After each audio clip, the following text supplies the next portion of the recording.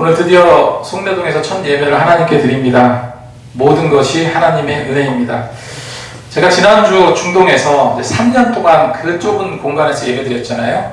그때 이제 새롭게 시작하자 이런 제목으로 말씀을 전했는데, 이곳에 와서 어떤 말씀을 전할까 생각을 하면서 말씀을 준비하는데 오늘 본문이 떠올랐어요. 본문 장면. 그리고 이 바울의 심정을 한 번 더 생각을 해봤습니다. 그래서 바울이 부르심을 입고 고린도에 왔지만 사람들은 복음을 받아들이지 않았죠. 전도가 되지 않았습니다. 쉽게 말해서. 조롱과 핍박을 받게 되었는데 바울의 심정이 어땠겠습니까? 너무너무 힘들었죠. 너무너무 힘들어서 그때 이제 하나님께서 바울을 위로하시는 내용도 담겨 있고, 그 내용이 지금 우리의 모습을 생각해 볼 수 있기 때문에 그래서 이 말씀을 준비했습니다. 제가 이거 송내동에서 무엇을 어떻게 시작할까 기대와 소망도 이렇게 충만해져 가지만 한편으로요, 오늘 본문에서처럼 본문의 바울과 같이 좀 걱정도 되고 두려움도 조금씩 밀려오더라고요. 주변에 아는 목사님, 특히 이제 노예 목사님, 기도해 주시는 많은 목사님들이 지금 정 목사가 다시 교회를 이전해서 교회를 개척한다고 하는데, 이전했다고 하는데 잘할 수 있을까? 부흥할 수 있을까? 막 이런 얘기가 막 들려오는 것 같아요. 굉장히 부담스럽기까지 합니다. 그래서 정말 이곳에서 정말로 제대로 복음 전파 사역을 감당할 수 있을까? 부흥을 시킬 수 있을까? 하나님의 귀한 사역을 감당할 수 있을까? 계속해서 물어보고 생각하고 또 물어보고 생각하고 그러면서 주의를 맞았거든요. 근데 하나님의 말씀이 큰 위로가 되었습니다. 여러분, 우리가 이제 보통 찬양에도 있지만 이런 얘기 많이 합니다. 우리는 사랑받기 위해 태어난 존재다. 근데 이거보다 더 제게 필요한 것은 우리는 위로받기 위해 태어난 존재다. 위로받기 위해서. 하나님으로부터 위로받기 위해서 태어난 존재가 우리 사람인 것 같습니다. 여러분, 하루를 살아가면서 정말로 하나님으로부터 얼마나 위로를 받고 계십니까? 우리는 고단하고 힘든 세상에 살아가고 있기 때문에 하나님으로부터 위로받는 것이 굉장히 중요합니다. 지금 바울은 지쳐 있어요. 굉장히 힘들어하고 있습니다. 자, 그 내용을 보면 바울은 지금 아테네죠. 아테네를 떠나서 고린도에 이르렀다고 1절에 기록하고 있죠. 그 후에 바울이 아덴을 떠나 고린도에 이르러. 이 고린도라는 지명은요, 뿔이라는 뜻을 가지고 있습니다. 그래서 그 그리스 수도가 이제 아테네인데, 거기서 그 아덴이라고 하는 그곳은 이 철학의 도시예요. 철학자들이 많았고, 그 아테네 근방에서 64km 정도 오면은 고린도입니다. 그 지점에 위치해 있는데, 고린도 지도를 보면요, 지중해를 끼고 있어요. 지중해를 끼고 있기 때문에 고린도가 뭐가 발달했겠습니까? 상업이 발달했어요. 그리고 무역, 특히 해상 무역이 굉장히 발달한 도시가 고린도입니다. 이 상업과 무역이 발달했기 때문에 그곳 사람들의 생활 수준이 어땠을까요? 꽤나 부유했습니다. 잘 살았어요. 하지만 항상 그렇죠. 항상 돈이 있고 여유로워지면 하나님 말씀 별로 안 들어옵니다. 온전한 신앙이 없다면요, 돈만 많고 온전한 신앙이 없다면 타락하기 너무 쉬워요. 성경에도 그래서 잠언 기자는 이렇게 말했죠. 나를 가난하게도 마시고 부하게도 마시고 다만 내게 매일 필요한 양식을 주소서, 이렇게 기도합니다. 부유하게 누리면 좋을 것 같지만 하나님보다 세상을 더 많이 쫓는다는 거예요. 그래서 우리는 더 많은 유혹에 노출되기 마련입니다. 고린도가 딱 그랬다는 거예요. 고린도 굉장히 부유했습니다. 잘 먹고 잘 살다 보니까 더 감사하고 더 봉사하는 삶을 살지 않고요, 윤리적으로 도덕적으로 타락이 극에 달하였던 그런 도시였어요. 그래서 5세기경에요, 고린도를 보고 어떤 별명이 생겨났냐면요, 고린디아 제스다이라는 용어가 생겨났어요. 이 고린디아 제스다이라는 이 말이 생겨났는데, 이 말은 고린도 사람처럼 되다라는 뜻입니다. 이건 뭐냐면요, 여기서 담고 있는 그 뜻은 뭐냐면 성적으로 굉장히 문란함을 이루는 그런 말로 사용된 거예요. 마찬가지로 타락의 극치를 달리고 있는 자들에게 이렇게 말하는 거야. 너 고린도 사람처럼 될래? 너 고린도 사람처럼 왜 그래? 이런 식으로 말을 한다는 거예요. 그 용어가 바로 고린디아 제스다이라는 말. 그만큼 고린도는요, 성적으로 타락해 있고 우상이 만연한 도시였습니다. 고대 근동의 가나안 주변에 많은 우상들이 지배하고 있었는데, 우리 성경에서 많이 보잖아요. 대표적인 것이 뭡니까? 바알과 아세라 종교예요. 바알과 아세라는 풍요의 신으로 여기면서 또 숭배를 했는데, 중요한 게 이게 굉장히 음란한 종교라는 거예요. 신전에서 여사제들과 정말로 난잡한 성행위가 이루어졌고요. 이것이 신에게 큰 기쁨을 준다는 겁니다. 이스라엘에는 물론 이 바알과 아세라라는 종교를 금지하고 있지만 나중에 어떻게 됩니까? 우상에 빠져서 결국은 이스라엘이 패망해요. 이스라엘이 멸망하게 된 직접적인 원인이 바로 이 우상 종교 때문이었어요. 그게요, 그 바알과 아세라 종교가 어디로 가냐면요, 유럽으로 갑니다. 유럽으로 넘어가서 고린도까지 온 거예요, 지금. 그거 아시겠죠? 고린도에 지금 넘어온 거예요. 고린도에서 이름 명칭만 바뀌었습니다. 아프로디테 여신이 있었어요. 그 아프로디테가 바로 가나안의 아세라 여신이에요. 고린도에 아프로디테 신전이 있었는데 여기도 그 음란이 따라갑니다. 그래서 한 1000여 명 정도의 신전 그 여사제가 있었는데 이들하고 그런 짓을 하고, 그래서 바알과 아세라 종교처럼 이런 부분이 넘쳐나는 곳이 바로 고린도였습니다. 그 아세라 종교가 이제 어디까지 흘러갑니까? 로마까지 가잖아요. 로마까지 가서 우리가 너무나 또 잘 알고 있는 사랑의 여신 누굽니까? 비너스. 비너스는요, 아름다운 미의 여신이라고 하지만 사실은 아세라와 동일한 음란 종교의 여신이에요. 자, 이런 곳입니다. 이렇게 험악한 도시에 지금 바울이 오게 된 거예요.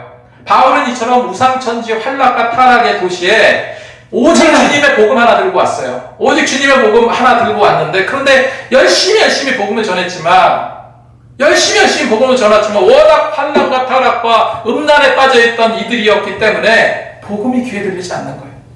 이제껏 바울은요, 소명을 가지고 담대히 복음을 전했지만 성과가 없어, 성과가. 그러니까 바울은 이제 지치게 되고 낙심하게 된 거죠. 이렇게 힘들고 어려운 상황에서 무엇이 필요할까요? 우리 살아가면서 무엇이 필요합니까? 하나님의 위로가 필요한 거예요. 하나님은 바울을 위로하시고요, 일하게 만드세요. 바울의 본래 사명이 있잖아요. 일하게 만드세요. 그럼 어떻게 위로하셨냐는 거예요. 하나님 바울을 어떻게 위로하셨습니까? 사람을 통해서 바울을 위로하셨어요. 누구를 통해서요? 사람을 통해서. 오늘 첫 예배를 하나님께 드리는데 지금 우리 기쁨의 교회가 가장 필요한 것이 뭐겠습니까? 이 말씀은 기본이고 가장 필요한 것이 사람입니다. 정말로 사람이 필요해요. 언제가 TV에서 핀란드의 한 실버타운을 소개를 해주더라고요. 근데 이 실버타운에, 그 실버타운 자체가 노인들이 직접 세운 집이래요. 그런데 이곳의 특징은요, 잠자는 공간 하나 빼고 모든 것이 다 공동시설입니다. 샤워도 공동으로 해야 되고요, 식사도 함께 해야 되고요, 그리고 화장실 가는 것도 마찬가지. 실제로 연세에 있는 할머니, 할아버지들이 직접 밥을 짓고 설거지도 하면서 장래에 대한 계획도, 미래에 대한 계획도 세우고 운영한다는 것이 이 실버타운의 굉장히 중요한 특징입니다. 이렇게 정한 이유가 뭐냐고 물었더니 사람들과 자주 접촉하게 하기 위함이라는 거예요. 서로 부대끼고요, 서로 또 대화하고, 그러면서 서로 외로움을 극복하고, 그로 인해 가지고 고독사나 자살 같은 사고를 미연에 방지하려는 그 이유가 크다는 겁니다. 실제로 이런 실버타운이 활성화됨으로써 핀란드에 심각했던 그 노인 자살률이 월등히 줄어들었다고 해요. 바로 바울은 지금 고린도에 와 있는데, 성경에서 바울이 아덴에서 자신을 이끌어준 믿음의 형제였던 실라와 디모데를요, 뭐라고 말합니까? 속히 데리고 와라. 사람은 사람과의 관계 속에서 인간다운 삶이 영이 되는 거죠. 혼자 버텨내기에는 바울이라 할지라도 너무 힘들었다는 것을 보여주는 대목입니다. 그래서 이런 상황을 잘 아시는 하나님은요, 고린도에서 지쳐있는 바울에게 제일 먼저 사람을 붙여주세요. 하나님께서 우리 기쁨의 교회도 이곳에서 뿌리 내리며 든든한 복음을 전파하는 전진기지로 삼아주실 것을 믿습니다. 그렇게 당신의 있을 일을 이곳에서 이루시려면 뭐가 필요하겠습니까? 사람이 필요한 거예요. 하나님은 필요한 사람을 많이 모아주실 거라고 저는 믿어요. 곧 채워지게 될 겁니다. 우리의 간구와 기도와 열심이 있다면요, 하나님께서는 이 교회를 더욱더 역동적인 교회로 바꿔내실 거라고 저는 믿습니다. 아멘. 하나님은 바울에게 어떤 사람을 붙여주셨습니까? 먼저 실라와 디모데를 붙여줬어요. 5절에 나오죠. 실라와 디모데가 마케도니아로부터 내려와서 바울에게 왔어요. 디모데는요, 바울에게 와서 막 그 얘기를 해주는 거죠. 그 어려운 중에도 이 데살로니가 교회 성도들은요, 어려운 중에도 좌절하지 않고 믿음을 지키면서 정말로 열심히 신앙생활 잘합니다. 이렇게 전해주었어요. 또 다른 한편으로, 근데 예수님의 재림에 대해서는 약간 혼선이 좀 있네요. 뭐 이 정도를 이야기를 합니다. 그러니까 바울이 누굽니까? 성경 전문가네요. 그래서 바울이 데살로니가 교회에 여러 가지 이제 이 혼란스러운 것을 답을 해주고, 그렇게 해서 편지를 보낸 것이 데살로니가 전서와 후서죠. 그리고 또 한 명의 사람 실라가 옵니다. 실라는 빌립보 교회 소식을 가지고 왔어요. 그거 소식을 전하면서 빌립보 교회 성도들이 열심히 모아둔 그런 선교헌금을 가지고 온 거예요. 하나님은 신라를 통해서 경제적인 어려움에 처해 있던 바울에게 경제적 도움을 지원해 주신 겁니다. 이처럼 하나님은요, 모든 필요한 부분을 채워주시는데 대부분 99.9% 사람을 통해서 채워주신다는 거예요. 정말 이번 공사 진행하는 과정 중에도 정말로 하나님의 은혜로 진행됐던 것들이 너무 많아요. 나중에 조금씩 얘기하겠습니다. 하나님은 항상 필요한 부분을 사람을 통해서 이렇게 채워주시고, 그로 인해서 하나님을 생각하게 하고 기도하게 만드시는 것 같아요. 이 고린도에 넘어온 바울은요, 지금 먹고 살 것도 없습니다. 생계비조차 없어요. 신라가 오기 전에는요, 먹고 살 것이 없다 보니까 어떤 일을 합니까? 일을 해야죠. 일을 해서 천막 만드는 일을 하게 됩니다. 그래서 주중에는 대부분 천막 만드는 일을 하였을 것이고, 그로 인해서 주중에 복음을 전하기는 쉽지 않았을 겁니다. 그래서 성경에 딱 보면은 주중에 전도했다는 얘기가 없어요. 주중에 전도했다는 얘기가 없고, 바울이 일을 쉬는 안식일마다 회당 가서 가르쳤다라고 기록하고 있어요.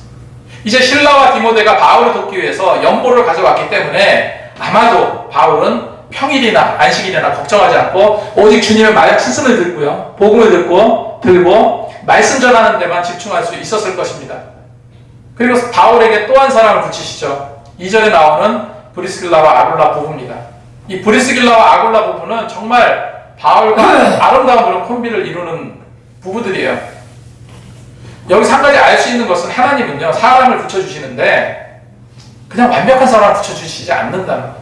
뭔가 부족하고 뭔가 모가진 부분이 있고 각진 부분이 있는 사람들을 그냥 밀어넣어 주시는 겁니다. 기도하고 노력하면.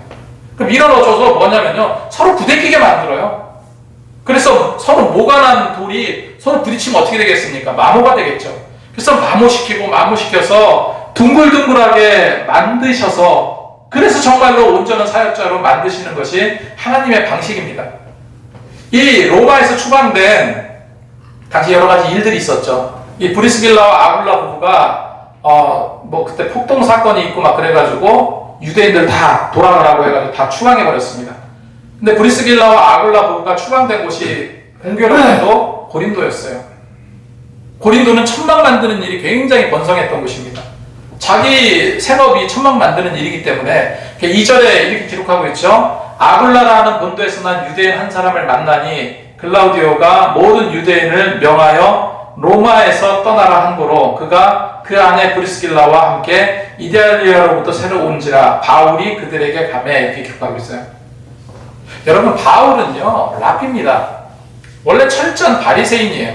철저한 바리새인인데 이 랍비 교육, 제가 지금 하브루타 과정을 좀 공부하고 있어요. 근데 이 랍비 교육을 하는데, 랍비니까 당연히 율법을 가르치겠죠. 하나님의 율법을 가르치는데 동시에 한 가지 기술을 가르쳐준다고 해요. 그 기술은 뭐냐면, 이게 굉장히 중요한 건데, 먹고 살 수 있는 생계를 위한 기술을 가르친다고 해요. 성경하고 율법하고 전혀 다른 거예요. 그때 가장 인기 있는 직업이 뭐냐? 천막 만드는 일이었어요. 그래서 바울이 철저하게 바리새파 교육을 받으면서, 랍비 교육을 받으면서 천막 만드는 일까지 같이 배웠던 겁니다. 그러니까 바울에게는 어떤 기술이 있었어요? 텐트 메이커, 천막 만드는 기술이 있었던 거예요. 그러니까 자비랑 선교가 사실은 여기서 나온 겁니다. 그래서 때마침 로마에서 아주 열심히 예수를 잘 믿던 두 부부가 이 고린도로 넘어오게 됐고, 때마침 바울도 텐트 만드는 일을 했기 때문에 서로 만나게 된 거예요. 그래서 서로 브리스길라와 아굴라 부부가 하는 데 가서, 쉽게 말해서 바울이 알바를 한 거예요. 아르바이트를 하면서, 그러면서 어떻게 합니까? 주님의 복음을 전한 거예요. 생업도 같았기 때문에 급속도로 가까워졌죠. 3절에 생업이 같은 거로 함께 살며, 그죠? 함께 살며 일을 하니 그 생업은 천만 만드는 것이다. 이렇게 하나님은요, 사람을 보내주시고 그 사람이 당신의 일을 위해서 부족한 부분이 있다면 다듬어서 사명자를 만드신다는 거예요. 그러면 브리스길라와 아굴라가 헌신적인 믿음의 사람인데 바울을 통해서 무엇을 다듬으셨을까요? 아무런 문제가 없어 보이잖아요. 브리스길라와 아굴라가 굉장히 믿음 좋은 부부인데, 근데 로마 크리스천들은요, 가슴만 뜨거웠어요. 가슴만.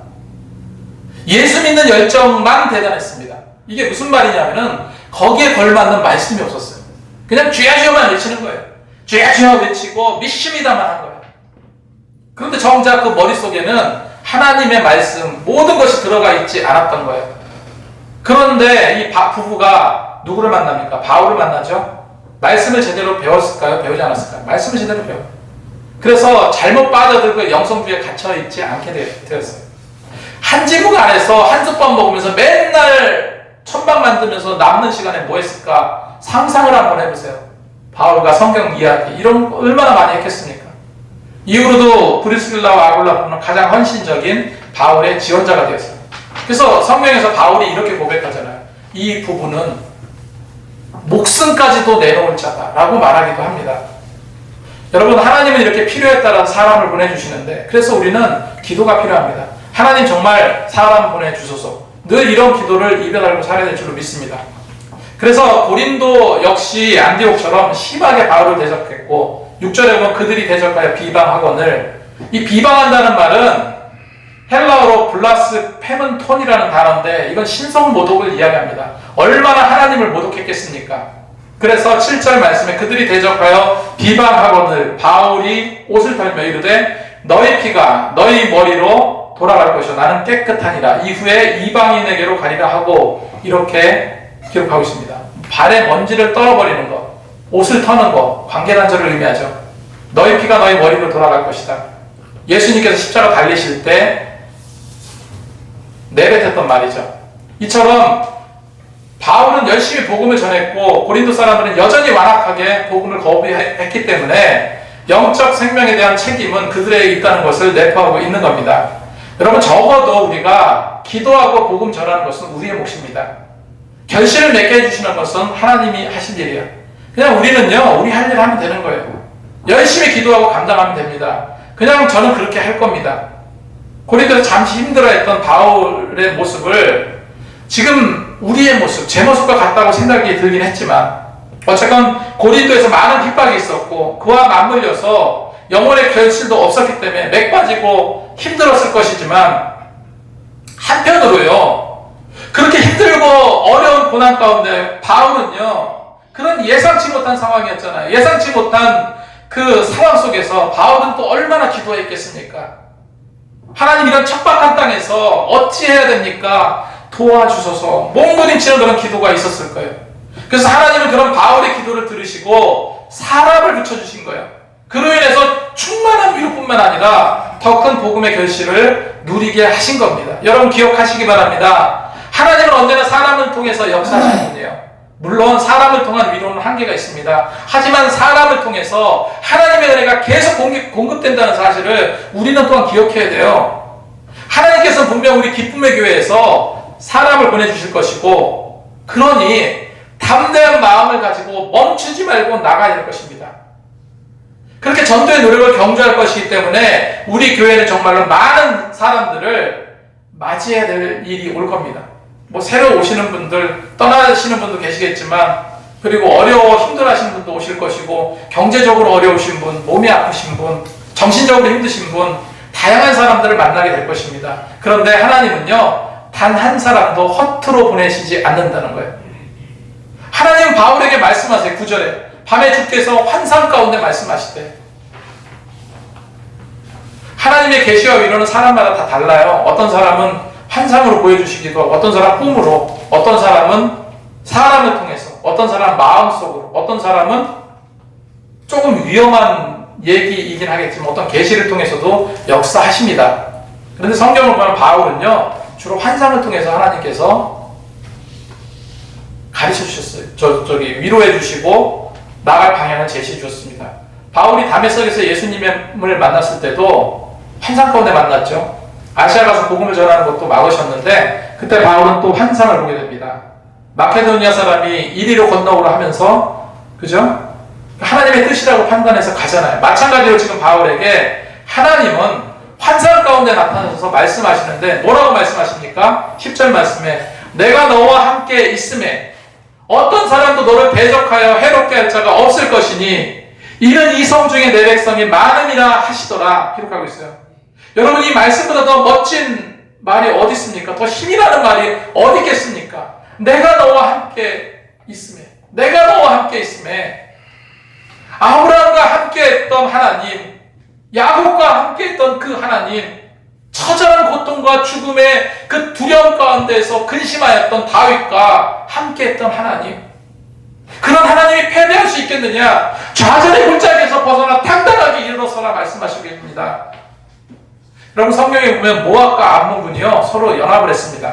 모압과 암몬군이 서로 합세해서 유다를 공격해 들어옵니다. 그때 여호사밧 왕이 뭐라고 말했습니까? 하나님 어찌합니까? 우리를 치러 오는 저 큰 무리들을 우리는 대적할 능력이 없나이다. 아무 힘이 없나이다. 사울 힘도 없고 군인도 있고 없고 무기도 없고 아무것도 할 수 없습니다.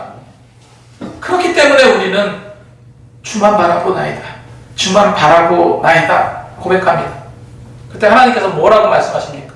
걱정할 게 뭐 있냐는 거예요. 이 전쟁 너희가 싸울 거 아니다. 너희는 절대로 두려워하지 말라. 놀라지 말라. 그들과 당당히 맞서 싸워라. 내가 너와 함께 할 것이다.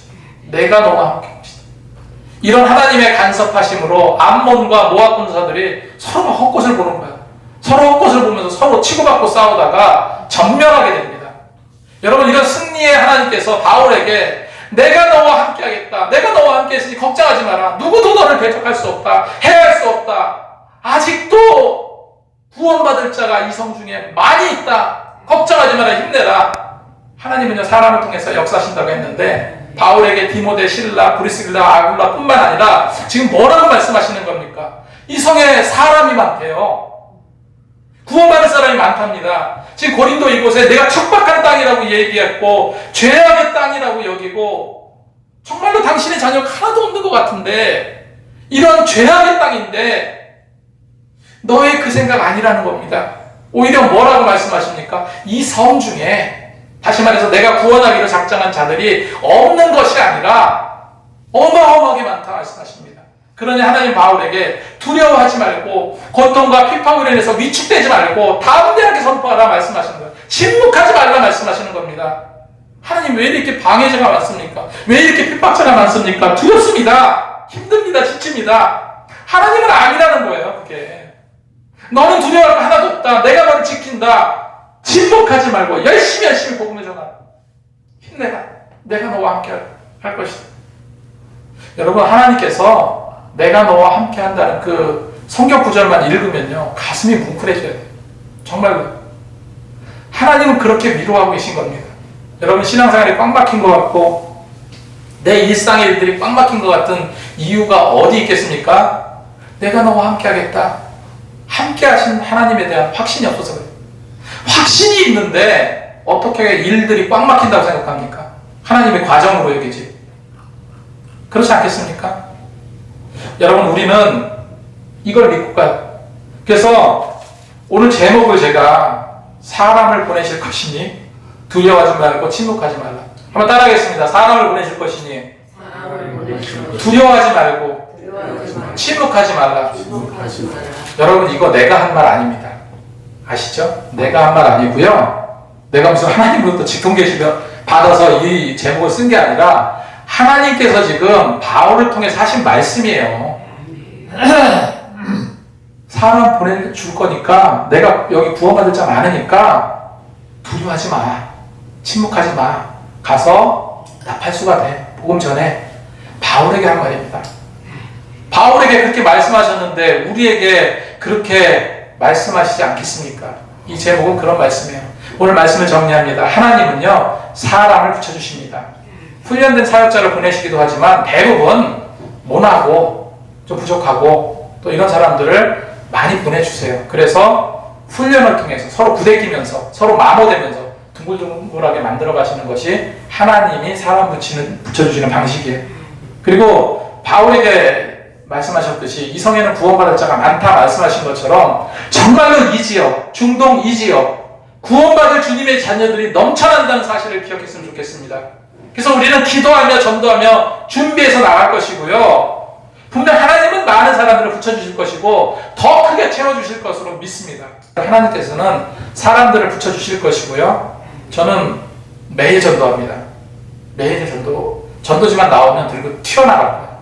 주변에 튀어나가서 매일 전도하고 내가 하는 게 아니고 하나님께서 해주시겠죠. 우리는 뿌리는 겁니다. 그 사명 그대로 진짜 그렇게 해가지고 열심히 전도하려고 해요. 기도해 주시고요. 이 지역에 구원받을 주님의 자녀들이 넘쳐난다는 사실을 기억해 주시고 하나님께서 붙여주실 것을 믿고 더 크게 채워주신다는 그 사실을 믿고요. 정말로 새로운 마음으로 새로운 시작으로 열심히 주님의 일을 감당하시는 여러분이 되시기 바랍니다. 기도하겠습니다.